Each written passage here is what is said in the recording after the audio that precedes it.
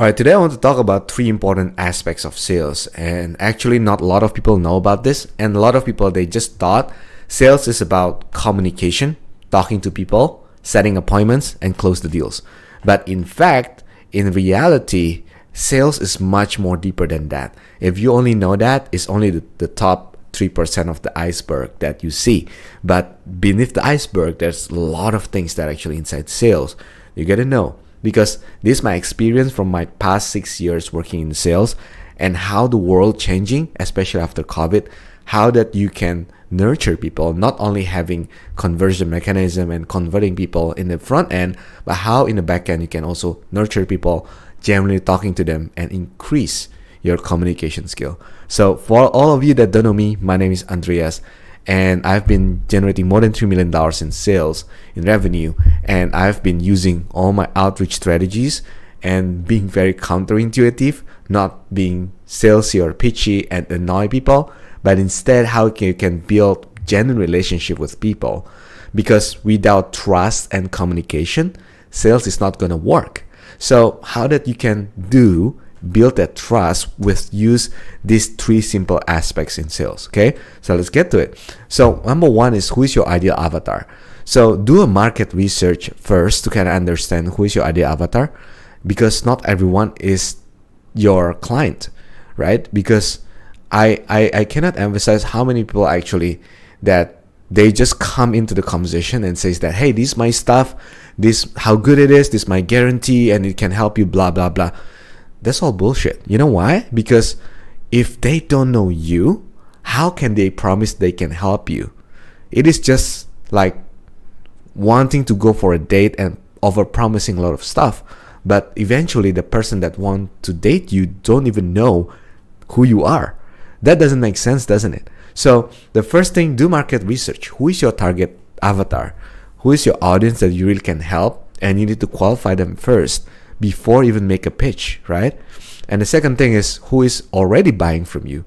See that no matter how big or how small, see who they are. Study about them, see what value that they bring into the table. If they're really helping in, generating understanding what your offer is and it can resonate with them, that means you know that you're talking to, right? Not everyone is your ideal avatar. So you need to know that really clear. And number two, how to not be salesy. Again, a lot of people, they come into the conversation, they just go straight off the bat talking about their offer, their product, or the business that can help, anything that relates to the things that is not really helping the person. You know what I mean?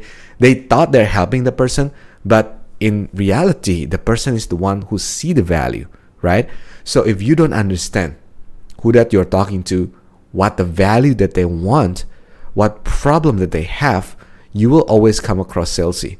Because you don't give enough care, because you don't have empathy. You're just talking about the things that you think is important for them, not the reality it is important for them. So first thing, do not randomly pitch. I already talked about it.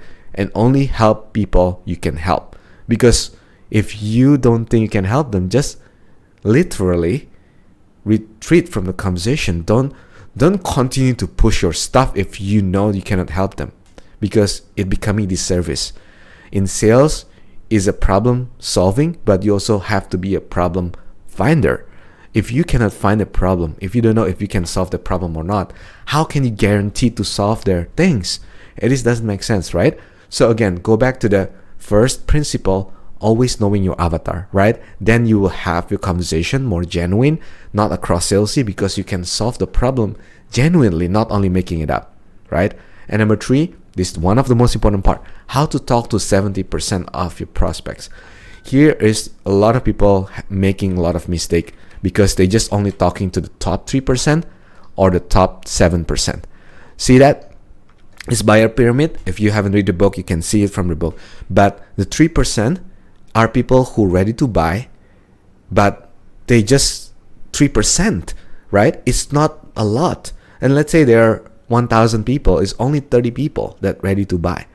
But if you already exhaust your leads, and if you just do salesy, you're burning the rest of the leads, 7%, 30%, 30%, 30%, right? But look at the bottom.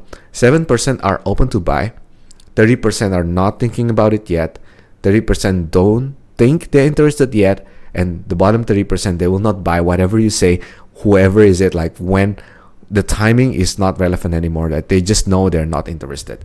So on this buyer's pyramid, if your content, if your sales, if your marketing channel, if your messages is only talking to the top 3%, which is let's say you're making a power offer and says that, would you be interested if I can help your sales?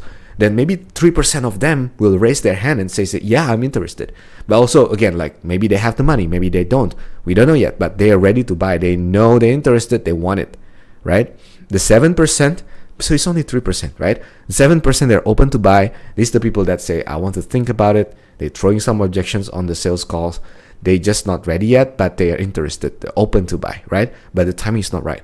And then the below 30%, it is the one that not thinking about it yet. So they don't even know the problem is there, but they know they should do something. They should solve that problem because it is already bugging them, but they not thinking about your solution yet. So that's why you need to educate more, giving more value, nurturing them. So this is where the 30% and 30%, the yellow color, this one, the 30% and this 30% blue color and the yellow color, this should be the one that you nurture. Meaning that nurturing is getting them from cold. They don't know you yet. They don't know about your product or service. They know about their problems. Then you educate them a little bit more so they know more about you and your problem. So this 67%, 30%, 7% is the loss of opportunities if you don't know how to talk to them, right? How to nurture them, how to follow up with them.